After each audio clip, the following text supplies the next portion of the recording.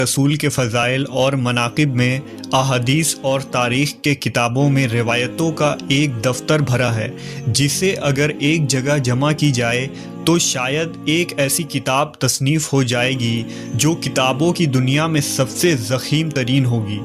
آل محمد کی بزرگی، فضیلت، واقعات، تعلیمات اور کرامات کا ایک ذخیرہ موجود ہے جو مسلمانوں کے لیے مشعل راہ اور ہدایت کا سرچشمہ ہے۔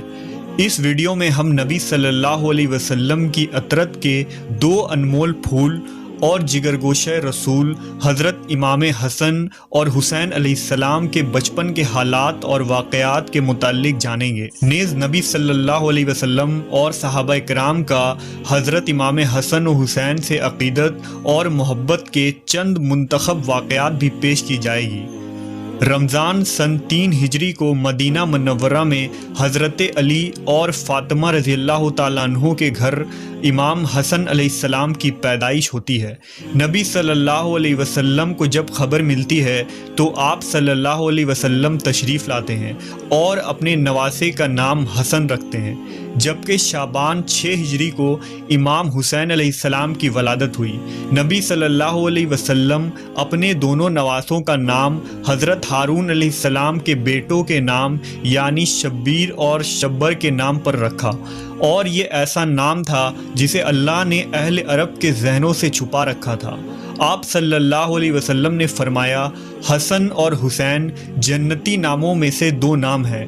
امام حسن اور حسین نے امام الانبیاء محمد صلی اللہ علیہ وسلم کے آغوش رحمت میں پرورش پائی۔ نبی صلی اللہ علیہ وسلم نے خود اپنے دونوں نواسوں کی تربیت فرمائی۔ آپ کو اپنے نواسوں سے بے پناہ محبت تھی۔ حضرت انس روایت کرتے ہیں کہ نبی صلی اللہ علیہ وسلم جب سجدے میں ہوتے تو امام حسین آپ کے پشت پر سوار ہو جاتے، لہٰذا آپ اپنے سجدے کو طویل کر دیا کرتے تھے۔ ایک موقع پر جب آپ سے عرض کیا گیا کہ اے اللہ کے رسول، آپ نے سجدہ لمبا کیوں کر دیا تھا؟ تو آپ نے فرمایا، مجھ پر میرا بیٹا سوار تھا، اس لیے جلدی اٹھنا مناسب نہیں تھا۔ نبی صلی اللہ علیہ وسلم نے اپنے دونوں نواسوں کی ایک عظیم فضیلت بیان فرمائی جو خصوصی طور پر امام حسن و حسین کو اللہ کی طرف سے عطا کی گئی تھی۔ حضرت حذیفہ بیان کرتے ہیں کہ میں نے ایک دن نبی صلی اللہ علیہ وسلم کو بے انتہا خوش دیکھ کر پوچھا کہ اے اللہ کے رسول، آپ کی اس مسرت کی کیا وجہ ہے؟ تو آپ نے فرمایا، اے حذیفہ، آج ایک ایسا فرشتہ نازل ہوا جو میرے پاس اس سے قبل کبھی نہیں آیا تھا۔ اس نے مجھے میرے بچوں کے متعلق مبارکباد دی اور کہا کہ فاطمہ جنت کی عورتوں کی سردار ہیں اور حسن اور حسین جنت کے جوانوں کے سردار ہیں۔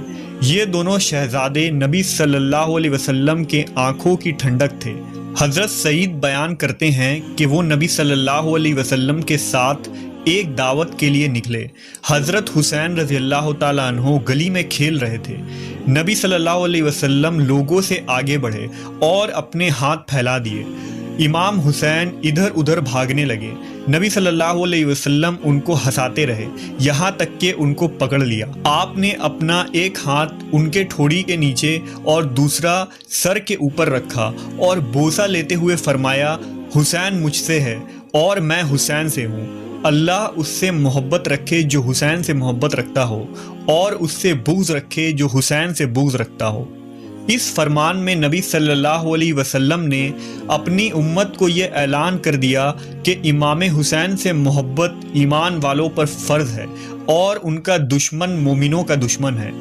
ایک موقع پر آپ نے فرمایا، بے شک اللہ نے ہر نبی کی اولاد ان کی پشت سے پیدا کیا، اور بے شک اللہ نے میری اولاد علی کی پشت سے پیدا فرمایا۔ ایک دن رسول اللہ صلی اللہ علیہ وسلم حضرت حسن رضی اللہ تعالیٰ عنہ کو ساتھ لے کر مسجد کی طرف نکلے، اور حسن علیہ السلام اس وقت چھوٹے سے بچے تھے۔ رسول اللہ مسجد میں ممبر پر چڑھے اور لوگوں کو بتایا کہ ان کا یہ بیٹا سردار ہے جو روئے زمین پر پائے جانے والے سب سے معزز گھرانے سے تعلق رکھتا ہے، اور بے شک اللہ اس کے ذریعہ مسلمانوں کی 2 بڑی جماعتوں میں صلح کروائے گا۔ امام حسن کی برکت سے اللہ ان 2 جماعتوں کو آپس میں ملا دے گا اور جنگ اور لڑائی کا خاتمہ ہوگا۔ امام حسن اور حسین علیہ السلام کی ہستی کو اللہ نے آخرت اور دنیا میں بلند کر دیا۔ ان دو شہزادوں کا بچپن نہایت ہی فقر اور تنگ دستی میں گزری، باوجود اس کے آل محمد ہمیشہ ثابت قدم رہے اور اللہ کی طرف سے انہیں ہمیشہ غیبی مدد آتی رہی۔ لہٰذا روایتوں میں آتا ہے کہ ایک دفعہ جب عید کا چاند نکلا تو دونوں شہزادے حضرت فاطمہ رضی اللہ تعالیٰ عنہا کے پاس آئے اور کہنے لگے، امی جان، کل عید ہے، کل مدینہ کے بچے نئے نئے کپڑے پہنیں گے، کیا ہم نئے کپڑے نہیں پہنیں گے؟ حضرت فاطمہ بہت پریشان ہوئی اور اپنے لخت جگر کو دلاسا دیا کہ ان کے لیے بھی اللہ کپڑوں کا انتظام ضرور فرمائے گا۔ آپ نے نماز ادا کی اور اللہ سے دعا کی کہ کچھ ہی لمحوں میں کسی نے دروازے پر دستک دیا۔ پوچھا کون ہے؟ کہا میں اہل بیت کا درزی ہوں، شہزادوں کے لیے کپڑے لے کر آیا ہوں۔ لہٰذا آپ نے کپڑے لے لیے۔ جب نبی صلی اللہ علیہ وسلم نے صبح حسن و حسین کو نئے کپڑے پہنے دیکھا تو فرمایا، اے فاطمہ، کیا تم جانتی ہو یہ کپڑے کہاں سے آئے ہیں؟ عرض کیا، ابا جان آپ ہی بتا دیں۔ آپ نے فرمایا، یہ کپڑے جنت سے آئے ہیں اور وہ شخص جو کپڑے لے کر آیا تھا جبرائیل امین تھے۔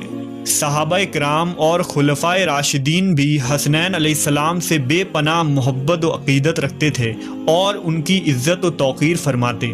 لہٰذا ایک روایت کے مطابق جب حضرت عمر ابن خطاب رضی اللہ تعالیٰ عنہ خلیفۃ المسلمین تھے تو آپ ایک دن منبر رسول پر خطبہ دے رہے تھے۔ حضرت امام حسین علیہ السلام آپ کے پاس آئے اور ان سے کہا کہ آپ میرے نانا کے منبر سے نیچے اتر جائیں اور اپنے والد کے منبر پر تشریف لے جائیں۔ حضرت عمر نے کہا، میرے والد کا تو کوئی منبر نہیں۔ یہ کہہ کر حضرت عمر نے حضرت امام حسین کو اپنے پاس بٹھا لیا، پھر وہ منبر سے اتر کر حضرت حسین کو اپنے گھر لے گئے اور فرمایا، اے میرے بیٹے، آپ کو یہ کس نے سکھایا تھا؟ نے کہا، کسی نے نہیں۔ حضرت عمر نے فرمایا، اگر آپ ہمارے پاس آیا جایا کریں تو بہت اچھا ہوگا۔ چنانچہ حضرت امام حسین ایک دن ان کے گھر گئے تو حضرت عمر حضرت معاویہ سے تنہائی میں گفتگو کر رہے تھے۔ حضرت امام حسین نے دیکھا کہ حضرت ابن عمر دروازے پر کھڑے ہیں۔ حضرت ابن عمر نے امام حسین کو اندر جانے کی اجازت نہیں دی، اس لیے وہ واپس چلے گئے۔